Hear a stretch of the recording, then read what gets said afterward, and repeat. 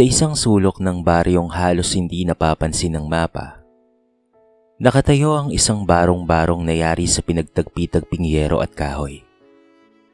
Doon naninirahan si Tatang Isko Manalansan, isang lalaking hinubog ng kahirapan, ngunit hindi kailanman tinalo ng pangangailangan. Bago pa sumikat ang araw, gising na siya. Sanay na ang kanyang katawan sa bigat ng kargang hindi lamang pisikal, kung hindi emosyonal. Ang responsibilidad ng pagiging isang ama.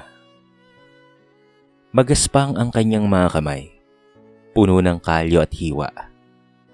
Mga bakas ng mga taong inilaan niya sa paglalako, pagkakargador sa palengke, at paminsan-minsang pagtulong sa construction. Hindi siya marunong bumasa ng maayos, lalong hindi nakapagtapos ng pag-aaral.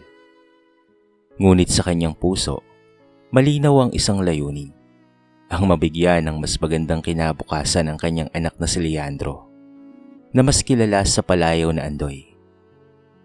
Sa bawat pagsahod niya, palaging inuuna ni Tatang Isko ang baon at matrikula ni Andoy. Kahit kapos, hindi siya kailanman nagreklamo. Kapag nagkukulang ang pera, siya ang huling kumakain. Sa mga gabing umuulan at tumutulo ang bubong, siya ang unang naglalatag ng timba. Tanging hangarin ay hindi mabasa ang gamit ng anak. Si Andoy ang liwanag ng kanyang buhay.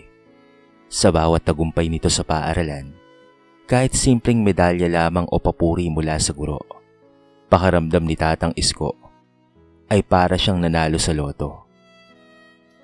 Itinatago niya ang mga yon sa isang lumang kahon, kasama ng lumang larawan ng asawa niyang si Aling Celia, na matagal nang pumanaw. Sa mga gabing tahimik, kinakausap niya ang alaala nito. Ipinapangakong ipagpapatuloy ang pangarap nilang dalawa para sa anak. Ngunit habang lumalaki si Andoy, unti-unting nagbabago ang ihip ng hangin sa pagitan nilang mag-ama. Hindi na kasing sigla ang mga kwento sa pagkainan. Hindi na rin kasing dalas ng ngiti ni Andoy kapag tinatanong siya ni Tatang Isko patungkol sa kanyang araw. Mas madalas na itong tahimik, abala sa mga libro at pangarap na mas malayo kaysa sa abot ng barong-barong na kanilang tinitirhan. Napapansin niyon ni Tatang Isko, ngunit pinipili niya na lamang na manahimik. Sanay na siyang mapunta sa likod ng eksena, sa likod ng tagumpay, sa likod ng anino. Hindi siya humihingi ng pasasalamat. Sapat na sa kanya ang makita ang anak na may pangarap. Isang bagay na kailanman ay hindi niya naranasan. Sa kanyang isipan, malinaw ang isang katotohanan. Kung kinakailangang mahiya sa akin ang anak ko para umangat siya, tatanggapin ko. Sapagkat sa mundong kanyang ginagalawan, ang pagiging ama ay hindi nasusukat sa talino at diploma, kung hindi sa handang isakripisyo ang lahat, kahit ang sariling dignidad, para sa kinabukasan ng anak. At sa araw na yon, habang tahimik siyang naglalakad pa uwi dala ang kaunting kinita, hindi niya alam na ang mga sinakripisyong matagal na niyang ikinubli ay unti-unti nang papalapit sa araw ng paglalantad. Lumaki si Leandro o Andoy, na may dalawang magkasalungat na mundo sa kanyang dibdib. Ang mundong kinalakihan niya at ang mundong pinapangarap niyang marating. Sa paaralan, kilala siya bilang masipag at matalino. Palagi siyang kasama sa honor roll. Palaging pinupuri ng mga guro. Ngunit sa likod ng bawat papuri, may isang katotohanang pilit niyang ikinukubli. Ito ay ang kanyang ama. Habang tumatanda si Andoy, mas lalo niyang namamalayan ang pagkakaiba niya sa kanyang mga kaklase. Ang iba'y sinusundo ng mga magulang na nakauniforme sa opisina. May mga kotse, may mga bagong mamahaling gamit. Pero siya na may hinahatid minsan ni Tatang Isko. Nakatsinelas, kupasang polo, at bakasang pagod sa muka. Sa bawat pagkakataong iyon, pinipili ni Andoy na maglakad. Maglakad na lamang papasok sa kanilang paaralan. Ang dahilan niya ay malapit lang naman ang kanilang school. Ngunit ang totoo, ayaw niyang may makakita sa kanyang ama. Hindi niya ito sinasadya noong una. Dahan-dahan lamang. Isang hindi pagbanggit, isang pag-iwas, isang pilit na ngiti. Hanggang sa naging ugali na. Sa tuwing may tinatanong patungkol sa kanyang pamilya, palaging pangkalahatan ang sagot niya. May trabaho po ang tatay ko. Hindi niya idinadagdag kung ano. Parang ikinakaya niyang bigkasin. May mga gabing nakahiga siya sa kanilang munting silid. Nakatitig sa kisame habang iniisip ang hinaharap. Pangarap niyang makapagtapos. Makapasok sa malaking kumpanya. Magsuot ng maayos at magkaroon ng buhay na hindi kailangang ikubli. Sa mga pangarap na yon, hindi malinaw ang imahe ng ama. Para bang isa itong pahinang pilit niyang nilalampasan. Isang araw, inimbitahan siya ng kaibigan niyang si Rafael. O kung tawagin niya ay Paeng, sa isang salo-salo ng kanilang pamilya. Malaki ang bahay, maayos ang pananamit ng lahat, at edukado ang mga usapan. Tahimik lang si Andoy, nakikinig, nakatingin, at sa loob niya, may munting tinig na nagsasabing gusto ko rin ng ganito. Hindi dahil masama ang kanyang ama, kung hindi dahil ayaw na niyang maramdaman ang kakulangan. Sa pag-uwi niya, nadatnan niya si Tatang Isko na naghihintay. May hawak na mainit-init na pagkain at kaunting ulam. Kumain ka na ba, anak? Tanong nito, puno ng pag-aalala. Tumango lang si Andoy, kahit gutom pa siya. Hindi niya alam kung bakit biglang bumigat ang dibdib niya. Mahal niya ang kanyang ama, at totoo yun. Ngunit mas mahal niya ang pangarap na makaalis sa buhay na kanyang kinalakihan. At sa pagitan ng pagmamahal at ambisyon, may isang damdaming patagong sumisibol. Ito ay ang hiya. Hindi sa kung sino si Tatang Isko, kung hindi sa kung ano ang wala rito. Hindi pa niya alam na ang bawat pangarap na binubuo niya ay may katumbas na sakripisyong matagal nang binabayaran ng ama. At sa kanyang paghahangad ng mas mataas na lipat, unti-unti niyang iniiwan ang taong naglatag ng lupa upang siya'y makalakad ng tuwid. Dumating ang paanyayang matagal nang kinakatakutan ni Andoy. Isang imbitasyon na may kasamang kaba at alinlangan. Isang formal na pagtitipon ng idadaos sa isang kilalang bulwagan sa lungsod. Isang parangal para sa mga natatanging mag-aaral. Kung saan, kabilang si Andoy. Isang gabi ng papuri, ilaw, at mga taong may pangalan sa lipunan. Sa iba pang bahagi ng imbitasyon, malinaw na nakasulat ang mga salitang, kasama ang magulang. Nanlambot ang kamay ni Andoy habang binabasa iyon. Alam niyang dapat siyang matuwa. Ito ang bunga ng kanyang pagsusumikap. Ngunit kasabay ng tuwa ay ang isang tanong na paulit-ulit na bumabagabag sa kanyang isipan. Paano kung makita nila si tatay? Pag-uwi niya sa bahay, nadatnan niyang inaayos ni Tatang Isko ang kanyang lumang sapatos. Halatang ilang beses nang tinahi. Ngunit maingat pa rin itong pinupunasan. Nang mapansin siya ng ama, ngumiti ito. Andoy anak, totoo bang may sulat mula sa paaralan niyo? Sabi nito, sabik ang tinig. Sabi ng kapitbahay may parangal ka raw? Totoo ba yun anak? Hindi kaagad nakasagot si Andoy. Ibinigay niya ang imbitasyon. Pilit na iniiwas ang tingin. Nang mabasa iyon ni Tatang Isko, tila biglang lumiwanag ang kanyang muka. Parang isang batang nakatanggap ng laruan. Kasama pala ang magulang anak, bulong nito. Halos mangiyak-ngiyak sa tuwa. May kung anong sumikip sa dibdib ni Andoy. Gusto niyang magsalita, magpaliwanag, magsabi ng dahilan para hindi isama ang ama. Ngunit walang salitang lumalabas sa kanyang bibig. Tumango na lamang siya. Sa mga sumunod na araw, balisang-balisa si Andoy.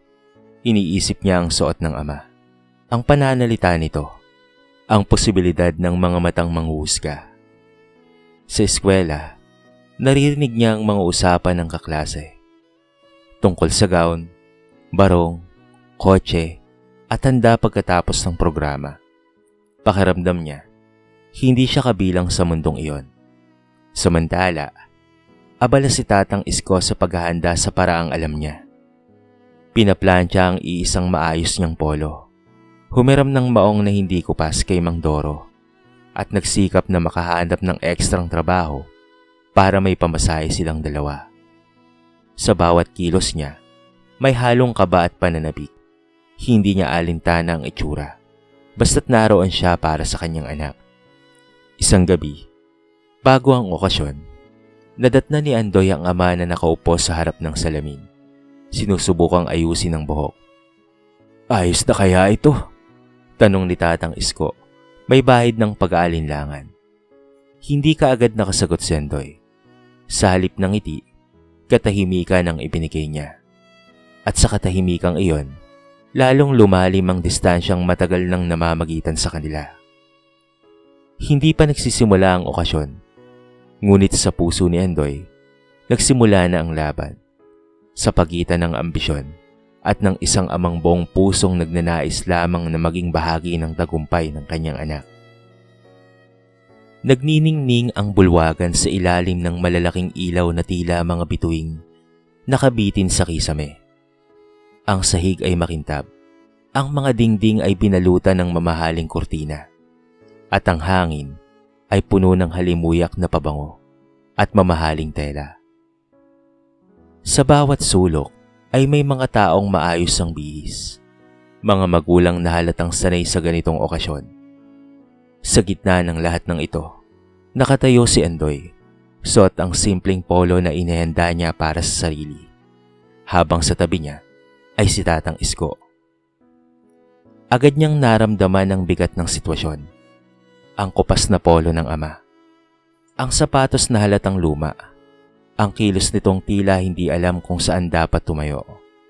Lahat ng iyon ay parang isinisigaw sa kanyang isipan. Hindi man tuwirang tinitingnan ng mga tao si Tatang Isko, pero sapat na kay Andoy ang mga pabulong at mapanuring tingin upang maramdaman ang hiya. "Doon muna ako, tay," sabi ni Andoy, sabay iwas ng tingin. Iniwan niya ang kanyang ama sa isang gilid, malapit sa mesa ng mga hindi pa dumarating. Tahimik na umupo si Tatang Isko, hawak ang sombrerong hiniram lamang.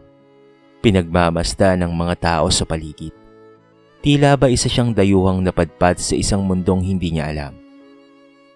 Habang tinatawag ang pangalan ng mga paparangalan, palakpakan ang bumalot sa bulwagan. Nang marinig ang pangalang Leandro Manalansan, tumindig si Andoy, pilit nang umiti. Hinanap ng kanyang mga mata ang kanyang ama, ngunit sa halip na lumapit, pinili niyang huwag ipakita na magkasama sila. May isang ginang ang lumapit sa kanya. "Ikaw ba ang anak ni Mang Isko?" tanong nito, bagyang nakakunot ang noo. Natigilan si Andoy.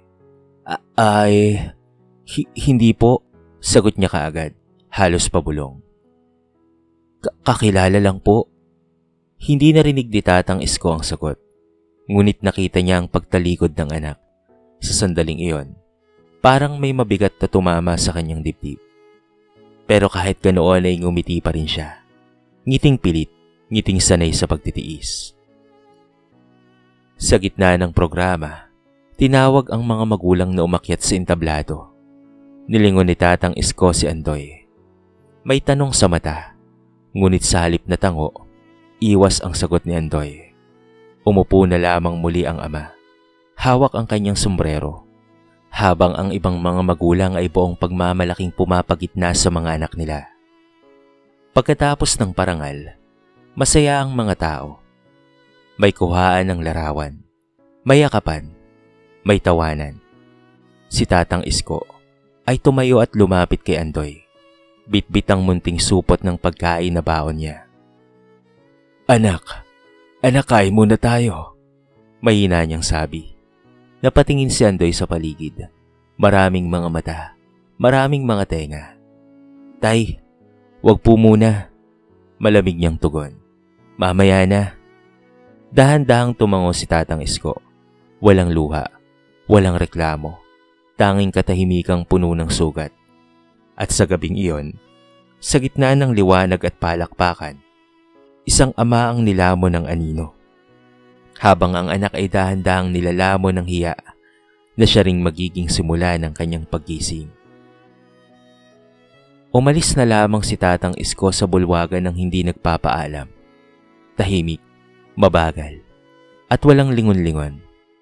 Parang sanay na sanay sa pag-alis ng hindi napapansin. Hindi na malaya ni Andoy ang pagkawala ng kanyang ama hanggang sa matapos ang kasiyahan. Abala siya sa pagbati, sa mga papuri, sa mga larawang nagpapatunay ng tagumpay. Ngunit sa gitna ng lahat ay merong kulang. Isang presensyang hindi niya kaagad na-miss. Ngunit bigla na lamang sumikip ang dibdib ng malala. Kinabukasan, hindi niya nadatnan si Tatang Isko sa bahay. Tahimik ang barong-barong. Walang kanin sa kalan. Walang tunog ng radyo. Sa halip, may isang taong nakaupo sa labas. Si Mang Doro. Malalim ang mga guhit sa mukha nito. At may bigat ang mga mata. "Hinahanap mo ba ang tatay mo?" tanong ni Mang Doro. Tumango si Andoy. May kaba sa dibdib. "May pupuntahan lang siya, iho. Pero bago yun, may kailangan kang malaman." Nag-atubili si Andoy. Ngunit naupo siya sa tabi ng matanda. Doon nagsimulang mabuksan ang isang kwentong matagal nang ibinaon sa katahimikan. Ikinuwento ni Mang Doro kung papaanong tumigil sa pag-aaral si Tatang Isko noong bata pa lamang ito upang ito ay magtrabaho. Kung papaano niyang isinuko ang pangarap na maging isang mekaniko para alagaan ang pamilya. Paano niyang tinanggap ang kahit na anong trabaho, kahit mapanghamak, para may padala lamang na pera kay Andoy. Maging ang mga gabing wala itong makain. Ipinagkait niya sa sarili upang may baon ng kanyang anak kinabukasan. "Alam mo ba," sabi ni Mang Doro, "na minsang nagkasakit ang tatay mo, pero pumapasok pa rin siya. Ayaw niyang masayang ang araw na yon dahil pangdagdag daw sa pangmatrikula mo." Dahil doon ay parang unti-unting gumuho ang mundo ni Andoy. Bawat salita nito ay tila suntok sa kanyang konsensya. Marami pang sinabi si Mang Doro na talaga namang sobrang nagpadurog sa kanyang puso. Naalala niya ang mga pagkakataong iniwasan niya ang kanyang ama. Mga sandaling ikinahiya niya ito. Ang mga titig na mas inuna niya kaysa sa taong nagbigay sa kanya ng lahat. Pagpasok niya sa loob ng bahay, napansin niya ang lumang kahon sa ilalim ng mesa. Binuksan niya ito. Naroon ang kanyang mga medalya, sertipiko, at ang kanyang mga litrato. Sobrang ingat niya itong inaalagaan. Sa ilalim ng lahat, may isang gusot na papel. Isang liham mula kay Mang Isko na kailanman ay hindi niya binasa. "Anak, pasensya ka na kung ito lang ang kaya ko, ha? Hindi man ako marunong magsalita, pero lahat ng pagod ko ay para sa iyo. Sana balang araw maging sapat na yon." Napaupo si Andoy. Tuluyang bumigay ang kanyang luha. Doon niya lubos na naunawaan. Ang edukasyong pinagmamalaki niya ay tinayo sa pagod at pagkakait ng ama. Ang tagumpay na hawak niya ay may presyong hindi niya kailanman binayaran. At sa unang pagkakataon, hindi hiya ang naramdaman niya, kung hindi matinding pagsisisi at pasasalamat na may halong takot na baka huli na ang lahat. Hindi mapakali si Andoy. Buong maghapon siyang naglakad sa baryo. Tila ba may hinahabol na anino. Ang amang matagal niyang itinulak palayo. Bawat hakbang ay puno ng bigat. Bawat mukha na kanyang nakikita ay parang paalala ng kanyang pagkukulang bilang anak. Hindi na mahalaga sa kanya ang parangal, ang mga papuri, ang medalya. Ang tanging nais niya ngayon ay makita si Tatang Isko. Hinahanap niya ito sa palengke, sa bodega ng kargador, sa kilid ng kalsadang madalas nitong linisin. Sa bawat tanong niya, iisa lamang ang sagot. Kanina nandito lang yon. Para bang lagi siyang nahuhuli, tulad ng kung papaano niyang palaging nahuli ang damdamin ng ama. Hanggang sa matagpuan niya ito sa lumang waiting shed malapit sa terminal. Nakaupo si Tatang Isko, hawak ang kanyang lumang sombrero, nakatanaw sa malayo. Payat ito, at para bang malalim ang iniisip. Lumapit si Andoy ng daan-daan, nanginginig ang kanyang tuhod. Tay? Mahina niyang tawag. Lumingon si Tatang Isko. Walang galit sa kanyang mga mata. Tanging pagod at pag-unawa. Yon ang higit na nagpabigat sa dibdib ni Andoy. Tay, pasensya na po ha. Bigla niyang sabi. Tuluyang napaluhod sa harap ng ama. Pasensya na po kung ikinahiya po kita. Pasensya na po kung mas inuna ko po ang tingin ng iba kaysa sayo. Nanatiling tahimik si Tatang Isko. Hinawakan niya ang balikat ng ama. Marahan, parang natatakot na baka mabasag ito. Anak, mahina niyang tugon. Kung yan ang makakatulong para marating mo ang pangarap mo, handa kong intindihin yun. Umiyak si Andoy. Para bang iyak ng batang matagal nang kinikimkim ang kanyang pagkakamali. Ikinuwento niya ang lahat, ang hiya, ang takot, at ang paghahangad na umangat. At sa bawat salita, lalo niyang nauunawaan kung gaano kalalim ang sugat na kanyang nilikha. Hindi ko po kailangan ng parangal, Tay. Sabi niya, kahit anong marating ko, wala po akong mararating kung wala ka. Dahan-dahang tumango si Tatang Isko. Walang sermon, walang paninisi, at walang sumbat. Yon ang uri ng pagmamahal na hindi kailanman humihingi ng kapalit. Niyakap siya ni Tatang Isko at pagkatapos ay magkasama silang umuwi. Dala ang panibagong pag-asa at tunay na pagmamahalan bilang mag-ama. Sa gabing iyon, unang beses na naghain si Andoy ng pagkain para sa kanyang ama. Simpleng hapunan, ngunit puno ng kahulugan. Tahimik silang kumain, ngunit ang katahimikan ay hindi na mabigat. Ito'y payapa. Sa loob ni Andoy, may isang malinaw na pangako na nabuo. Hinding-hindi niya na ikakaila ang taong naging dahilan kung bakit siya nakatayo ngayon. At sa paggising ng kanyang konsensya, unti-unti ring naghilom ang sugat na matagal nang tinitiis ng isang amang marunong magpatawad. Makalipas ang ilang taon, muling tumuntong si Andoy sa parehong bulwagan. Ngunit hindi na bilang isang estudyante. Isa na siya ngayong ganap na profesional. Inimbitahan siya upang magsalita sa isang pagtitipon para sa mga kabataang nagsusumikap mangarap sa kabila ng kahirapan. Maayos ang kanyang bihis, matatag ang kanyang tindig. Ngunit ang mga mata niya ay patuloy na naghahanap ng isang tao sa hanay ng mga bisita. Sa unang hanay, nakaupo si Tatang Isko. May edad na, mas kulubot ang mukha, ngunit naroon pa rin ang parehong ngiti. Simple at payapa. Hindi na bago sa ganitong lugar. Ngunit sa pagkakataong ito, hindi na siya nasa gilid. Nasa harapan na siya. Kasama at kinikilala.